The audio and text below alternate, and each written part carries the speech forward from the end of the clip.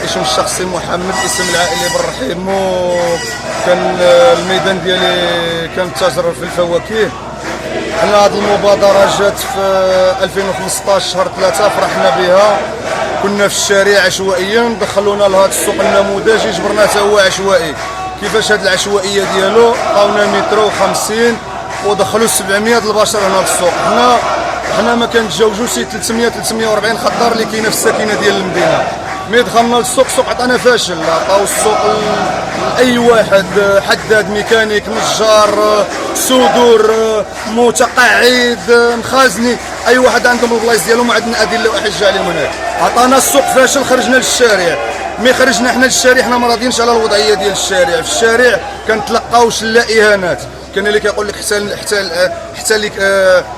حتى لنا الملك العام، خانقنا الشوارع، غلقنا الطريق، دايرين فوضى. جات الهيكله ديال السوق، قال لك اودي حنا غنزيدوكم في المساحه وغندخلوا على المهنيين. حنا هما كيعترفوا المسؤولين، كيقول لك في الاحصاء الاول رحنا ارتكبنا خطا، ودابا راه غنظموا ديك الشيء.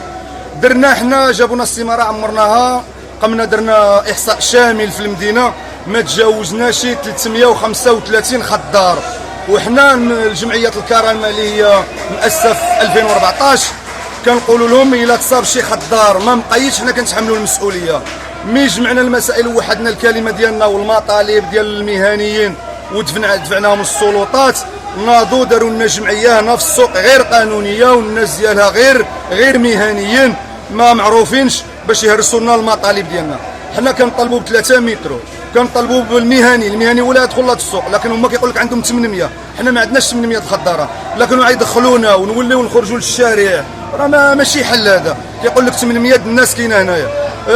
جاو كيديروا الشغل هنا، ما غوتوا للجمعيه، ما تشاوروا معاها، ما قالوا لنا النموذج اللي بغيتي، ما قالوا لها البلايص لا حنا اللي غنشتغل في ديك البلاصه اللي غيعمل، ماشي هو اللي كيبنيها لي بالبريك ديال 12.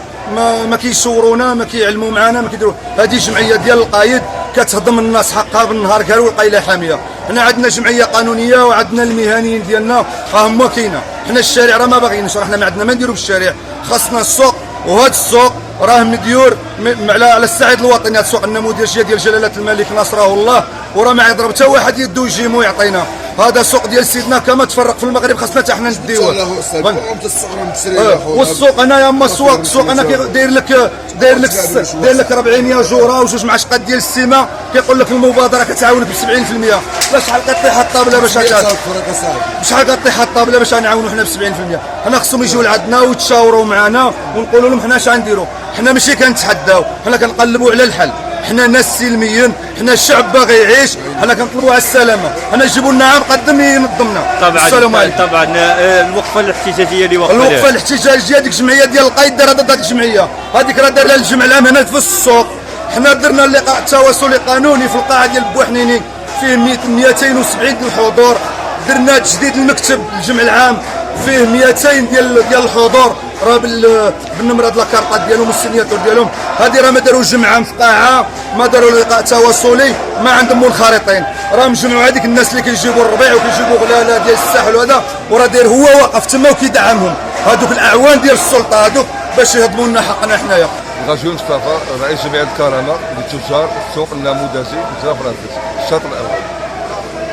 حنا الان كنقوم بواحد الوقفه احتجاجيه على سياسه الهجوم المتواصل على الجمعيه ديالنا بطبيعه الحال.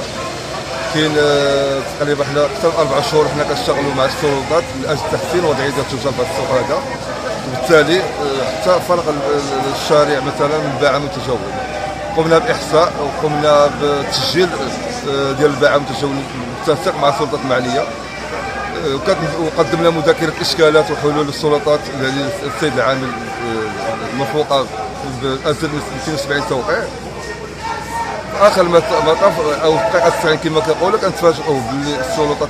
مطالبتنا الجهات الرسميه بفتح تحقيق نزيه ومسؤول مع قائد ملحقه السادسه ومسؤول المبادره الوطنيه للتنميه البشريه بعمليه اقلي في اطار ربط المسؤوليه بالمحاسبه. تشبثنا بحقوقنا المشروعه والعادله، أي المهنيين زائد 3 أمتار، المهنيين زائد 3 أمتار.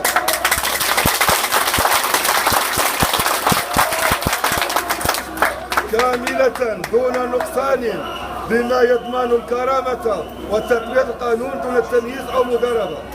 وفي الأخير نعلن للرأي العام استعدادنا للدخول في برنامج نضالي تصعيدي تصاعدي حتى تحقيق مطالبنا العادلة. وفي الأخير نعلن للرأي العام استعدادنا للدخول في برنامج نضالي تصعيدي تصاعدي حتى تحقيق مطالبنا العادلة والمشروعة، ودعوتنا لكل شرفاء المدينة للتصدي لكل المحاولات الرامية للبيع والاشتراء في حقوقنا على مائدة الفساد الإداري ضدا على حقوق المهنيين بالسوق النموذجي جنوب راس الشوط الأول. وشكرا جزيلا.